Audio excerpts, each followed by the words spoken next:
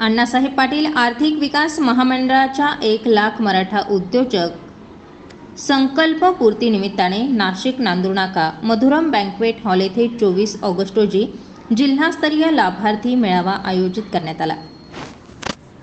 या कार्यक्रमासाठी नाशिक जिल्ह्यातून अण्णासाहेब पाटील आर्थिक मागास विकास महामंडळाच्या कर्ज योजनेतून लाभ घेतलेल्या उद्योजकांनी हजेरी लावली। मेळाव्यासाठी प्रमुख पाहुणे अण्णासाहेब पाटील आर्थिक विकास महामंडळ अध्यक्ष आमदार नरेंद्र अण्णासाहेब पाटील हे उपस्थित होते। त्याचबरोबर नाशिक मध्य आमदार देवयानी फरांदे, माजी नगरसेवक दिनकर अण्णा पाटील, मराठा क्रांती मोर्चा प्रमुख करण गायकर, छत्रपती सेनेचे चेतन शेलार, अखिल भारतीय मराठा महासंघाचे व्यंकटेश मोरे, दत्ताजी पाटील, नानासाहेब पाटील, देवळाली व्यापारी बँकेचे चेअरमन दत्ता गायकवाड, महिंद्रा ट्रॅक्टरचे स्वप्नील जोशी, पंकज पाटील, अमित शहा, NDFC विष्णुपंत गायके, नानासाहेब बच्छाव, सुनील बच्छाव हे या कार्यक्रमासाठी प्रमुख मान्यवर म्हणून उपस्थित होते। आलेल्या मान्यवरांच्या हस्ते छत्रपती शिवाजी महाराज यांचे प्रतिमा पूजन तसेच स्वर्गीय अण्णासाहेब पाटील यांच्याही प्रतिमेला पुष्पहार अर्पण करून पूजन करण्यात आले। दीप प्रज्वलनाने या कार्यक्रमाला सुरुवात झाली।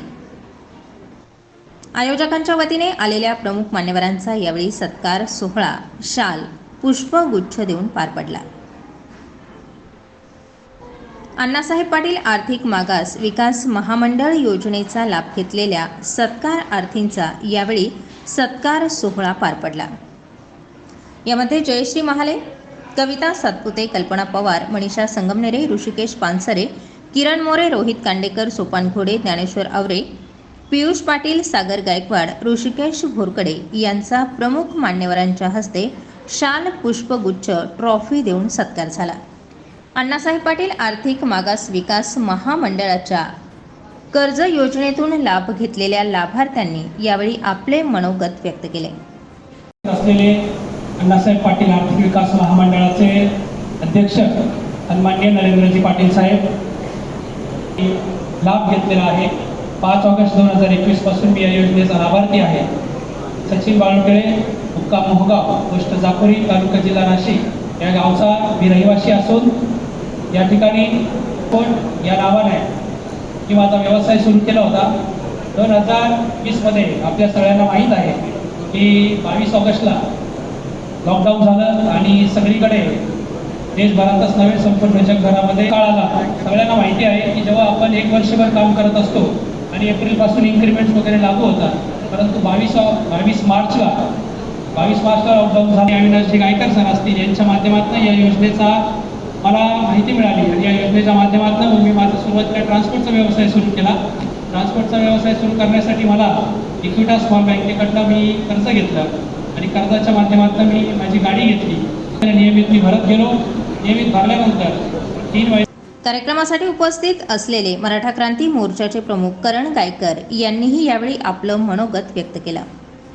आर्थिक विकास महामंडळाचे लाभार्थी आणि समाज बांधव खऱ्या अर्थानं मराठा समाजाला आरक्षण मिळावं याच्यासाठी या महाराष्ट्राच्या पृथ्वी तलावर एकच क्रांतिकारी नेते झाले, ते म्हणजे ज्यांच्या नावानं हे महामंडळ चालतं, स्वर्गीय अण्णासाहेब पाटील यांच्यासाठी आपण सर्व।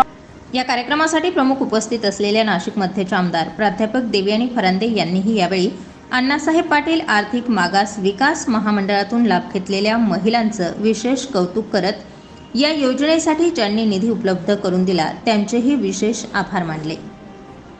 मराठा उद्योजक संकल्प पूर्ती जिल्हास्तरीय लाभार्थी मेळाव्याचे अध्यक्ष नरेंद्र पाटील यांनीही यावेळी कार्यक्रमासाठी उपस्थित असलेल्या सर्व प्रमुख मान्यवर, लाभार्थी, सर्व बँकांचे प्रतिनिधी यांचे आभार मानत आपले मनोगत व्यक्त केले। प्रकारचे अनुभव आले।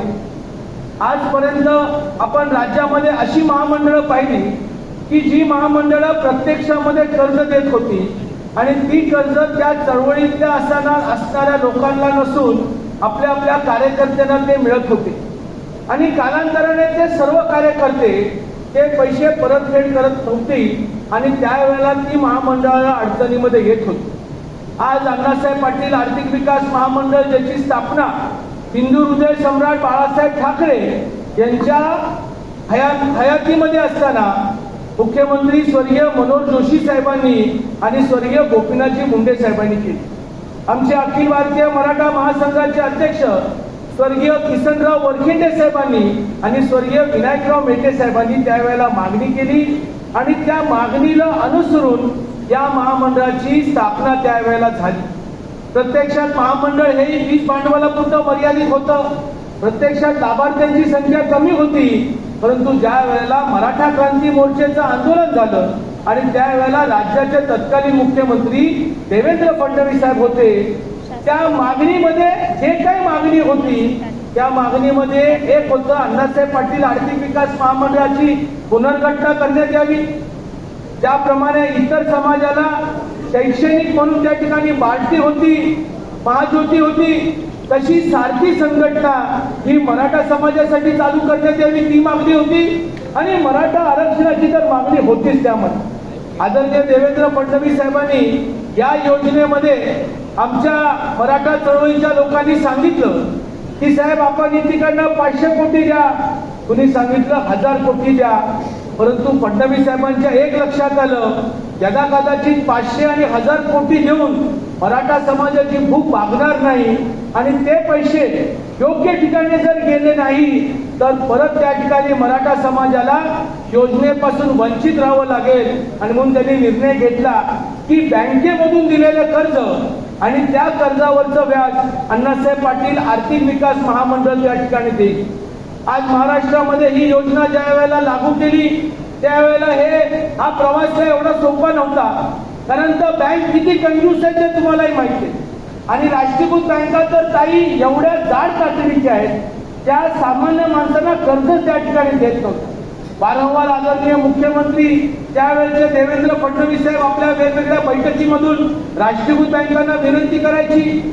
जर ते कुठल्या जिल्ह्याच्या बैठकीला गेले तर बैठकीमध्ये कलेक्टरांच्या बैठकीमध्ये बँकांना सांगायचे तुम्ही विश्वास ठेवा मराठा समाजावर, तुम्ही त्या ठिकाणी कर्ज द्या.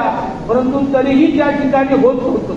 आम्ही दौरे केले, आम्ही बैठका घेतल्या आणि मग हळूहळू राष्ट्रीयकृत बँकांनी त्या ठिकाणी सहभाग झाला. परंतु या योजनेमध्ये सगळ्यात जास्त सहभाग जर कोणी घेतला असेल तर कोऑपरेटिव्ह बँकेने घेतला. ही जमेची बाजू या ठिकाणी आहे. या आपल्या योजनेमध्ये जेवढं वाटचाल कोऑपरेटिव्ह बँकेचं आहे तेवढं आपल्या NBFC बँकेने पण त्या ठिकाणी दिला. आणि म्हणून आज महाराष्ट्रामध्ये आम्ही 1 लाख मराठा उद्योजक त्या ठिकाणी घडवू शकलो. आपल्या आदरणीय ताई अण्णासाहेब पाटील आर्थिक मागास विकास महामंडळाच्या कर्ज योजनेतून लाभ घेतलेल्या महिलेने यावेळी आपली माहिती ऑनलाईन पद्धतीने दिली.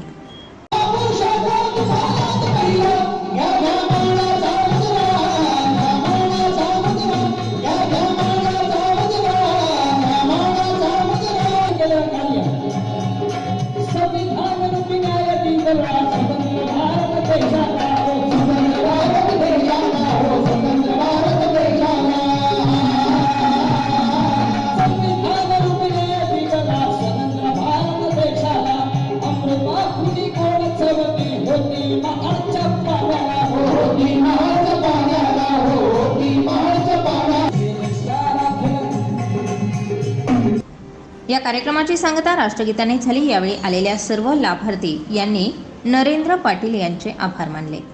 स्टार 24 फास्ट न्यूजसाठी गौरव पाटील सह मोहन सहाणे, नाशिक.